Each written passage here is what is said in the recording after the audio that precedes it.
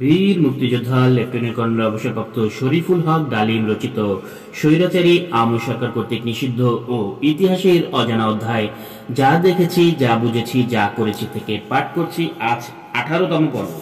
শান্তিপূর্ণভাবে অনুষ্ঠিত নির্বাচনের ফলে তার দল সংখ্যাগরিষ্ঠতা লাভ করেছে। নির্বাচন অনুষ্ঠানের ব্যাপারে আওয়ামী লীগ সরকারের সাথে যেভাবে সহযোগিতা করেছে, ক্ষমতা হস্তান্তরের ব্যাপারেও আওয়ামী লীগ সবসময় সেরকম সহযোগিতা করতে প্রস্তুত।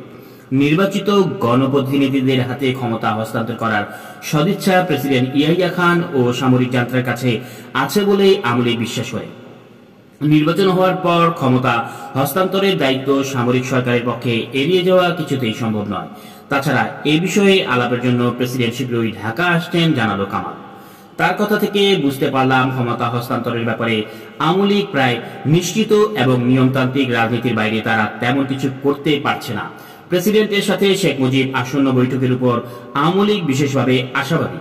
তার বক্তব্য থেকে বুঝতে পারলাম আপোষ রফার মাধ্যমে যেভাবে নির্বাচন সম্ভব হয়েছে, সেভাবে 6 দফা বিষয়েও আপোষের মাধ্যমে ক্ষমতা হস্তান্তর সম্ভব হবে, সেই মনোভাবই পোষণ করেছেন শেখ মুজিব এবং আওয়ামী লীগ নেতৃবৃন্দ।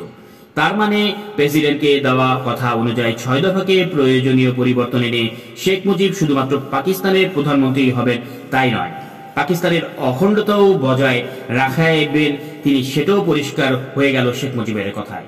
পরিশেষে কামালকে আমি জিজ্ঞেস করলাম, ধরো যে কোনো কারণে হোক বা না কেন, শেষ অবধি বর্তমান সরকার শেখ সাহেবের হাতে ক্ষমতা হস্তান্তর না করে যদি সামরিকভাবে রাজনৈতিক সমস্যার সমাধান করার চেষ্টা করে, সে অবস্থায় তাদের হামলার বিরুদ্ধে প্রতিরোধ সংগ্রামের জন্য জনগণকে তৈরি করে সশস্ত্র রক্তক্ষয়ী সংগ্রামের জন্য আওয়ামী লীগ কি প্রস্তুত?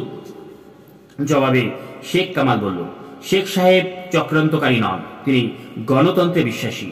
আঞ্চলিক বৈষম্য দূর করে স্বায়ত্তশাসন কায়েম করার জন্য 6 দফা, পাকিস্তানকে দ্বিখণ্ডিত করার জন্য 6 দফা নয়।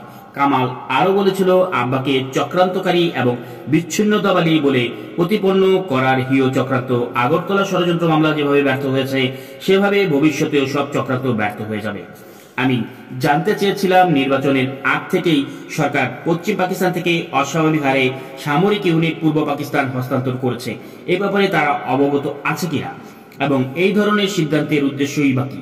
জবাবে কামাল বলেছিল, 65 সালের পাক ভারত যুদ্ধের পর পূর্ব পাকিস্তান অরক্ষিত বলে যে দাবি উঠে, সে পরিপ্রেক্ষিতেই পূর্ব পাকিস্তানের নিরাপত্তা জোরদার করার জন্য এই পদক্ষেপ নেওয়া হয়েছে।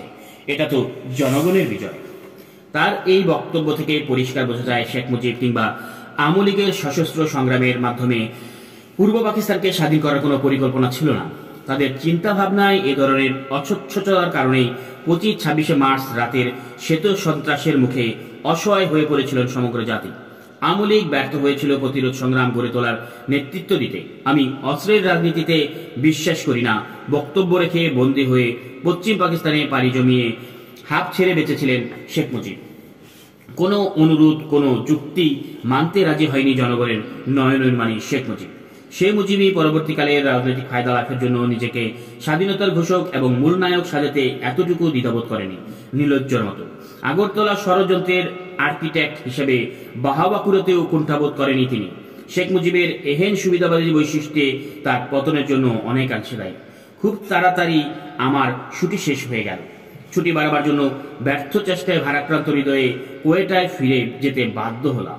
ফিরে আসার অল্প কয়েকদিনের মধ্যেই আবার কোর্স শুরু হয়ে গেল। স্থানীয় অফিসার হিসেবে মেসে থেকেই কোর্স করব ঠিক করলাম। কোয়েটার সব বাঙালিরাই আমার ফিরে আসায় প্রতীক্ষায় উদ্গ্রীব হয়েছিলেন।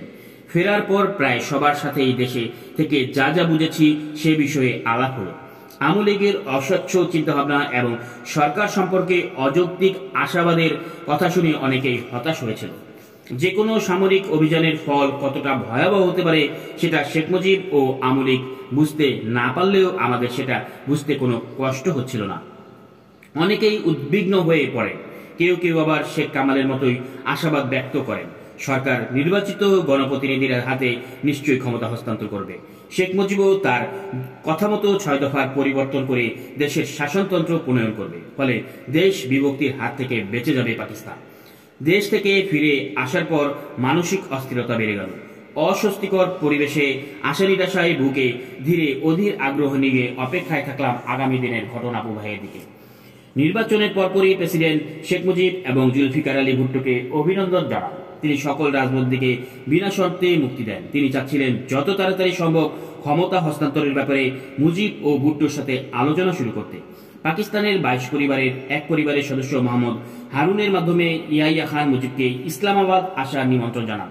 হারুন পরিবারের সাথে শেখ মুজিবের অস্বাভাবিক এবং রহস্যজনক সম্পর্ক নিয়ে অনেকে প্রশ্ন রয়েছে।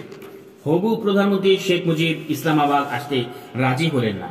তার এই সিদ্ধান্তে অনেকেই মনে করলেন ভবিষ্যৎ প্রধানমন্ত্রী ইসলামাবাদের পরিবর্তে ঢাকাতেই সব আলোচনা হোক, সেটাই চাচ্ছে।